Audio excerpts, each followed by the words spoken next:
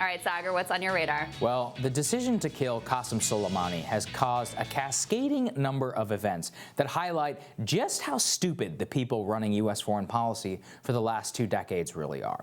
Soleimani's death triggered an announcement from Iran it would no longer comply with the Iranian nuclear deal, prompted the Iraqi parliament to vote yesterday for a resolution calling for the expulsion of all U.S. forces in Iraq currently stationed there to fight ISIS. Then it prompted the U.S.-backed coalition fighting ISIS to announce that they were suspending operations against the terrorist group to concentrate on protecting U.S. forces within the region. So in other words, right back to 2011, the Iranians are considering enriching uranium, the Iraqis want us out and prefer to be an Iranian client state, and American soldiers in Iraq have no clue what they're doing 6,000 miles away from home.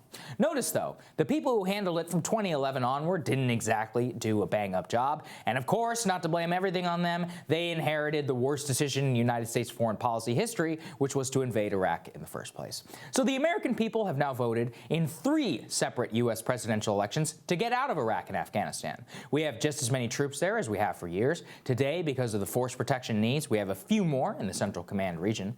And to be sure, there are massive failures of leadership here at every level after those elections. But it's not just them who are responsible. The real reason is the military-industrial complex and the embedded commitment within the national security bureaucracy to just a few more years so they can tie a bow on what they delivered us in Iraq. And this is best on display in the reporting that came out regarding President Trump's decision to strike Soleimani. It is vitally important that you all understand that save for Lyndon Johnson literally picking bombing targets in the White House Situation Room, that the U.S. military is the one responsible for arranging the slew of options for the president to respond to global events. They usually pick a weak option, a middle option, and a strong option. As somebody who has actually spoken with several of the people who do this for a living, they always put the strong option in there in order to incentivize the president or whichever principal is making the call to choose the middle option. Well, turns out that President Trump's case, he actually picked the strong option, perhaps at the urging of some of the people in the room who have been fantasizing about killing Soleimani for 10 years now. And this heavy-handed decision shows you that even when you are the president of the United States, that you are not truly free to make your own decisions. Given the nature of the job, the only available options that you have are the ones that your government delivers to you. And when those unelected bureaucrats within your government have a total commitment to prolonging the war in Iraq and possibly even war on Iran, then you end up in the situation that we have right now. This isn't excuse-making. President still is one who makes the call. But it's useful to sit back and remember these are the same people who drove Obama to go against his better instincts and send tens of thousands of U.S. troops to Afghanistan. They're the ones who delivered so-called strike options to President Trump because they're the ones who get to set the agenda of a meeting before the meeting even happens. And that's what we're all up against. We've been shown now that our vote barely matters. U.S. policy is made nearly as much at the White House as it is in the stale fluorescent hallways of the Pentagon and surrounding buildings in Washington. Nobody railed against war in the Middle East and the stupidity of U.S. foreign policy more than Donald Trump, and he would do very well to remember it. What I wanted to highlight there, Crystal, is that there's, like I said, look, the president is still the one who makes the call. But if you come in, they may give you a weak option, a middle option, a strong option. Everybody knows they want you to pick the weak option. This is what happened with President Obama. They were like, well, you can send X amount of troops, or you can send an endless number of 100,000. He's like, well, I don't want to do that. And then they leak against you.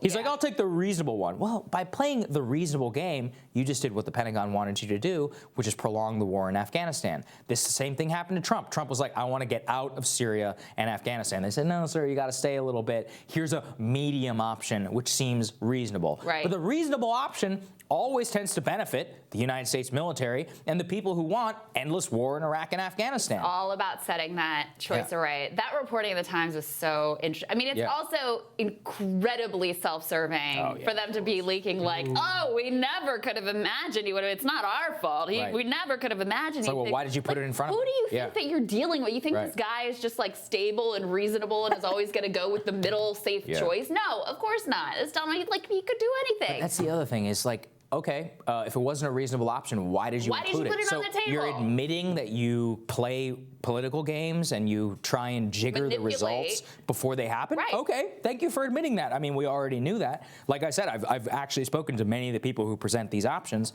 It's a standard game that these people play. They're like, well, you can do this, you can do this, and you can do this. And the third one is usually so crazy that they're always like, oh, yeah, we'll do the middle. Yeah, there's no way we could do that. That would be insane. Right. Now, I mean, the other thing that really struck me here, and you point to it as well, is what if we have another presidential election that is decided by Iraq? I mean, that very much could be the case. Of course, Obama beat Hillary in the primary because of Iraq. In a lot of ways, you know, that was influential in the victory over John McCain. He gets reelected still to finish the job, still to pull everybody out, and then Trump wins the I mean, this is election after election where Americans continually vote to say, we want to be done with this. We want to come home.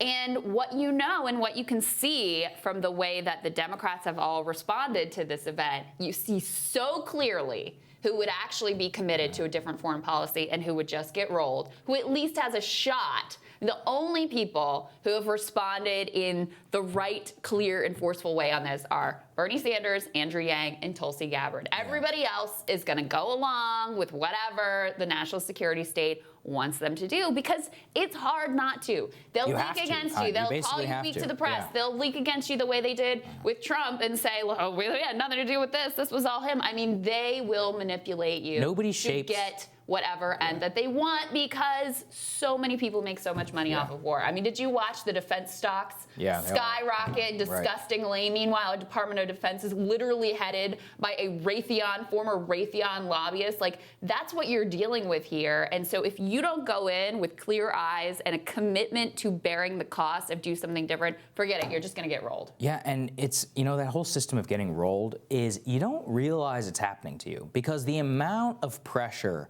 that is on you from all your advisors, the groupthink, the generals, the uniforms, all the people who you have been taught are the ones who know what they're talking about. They say, sir, you have to do this or people will die. You have to do this or you will have another ISIS on your hands. You have to do this or you will be the first president since, Jerry Ford, in order to watch people take off on a helicopter. And they're not wrong. A lot of that stuff will also come true. But what you also have to price in is what you see right now, which is the cost of inaction, the cost of path dependency. And the cost is lives, endless amounts of treasure. How much do we spend in the war in Afghanistan every day? $200 million? What? Oh, yeah. Doing what? What are the U.S. troops in Iraq doing right now? Protecting each other. Okay. Why are they there? That's a very reasonable question that we begin to announce. And we begin to circle around an endless logic in which a democracy's military actually doesn't answer to that democracy. Yeah. That's the scary part. That is the scary part. All right, I'm looking forward to your radar next, Crystal.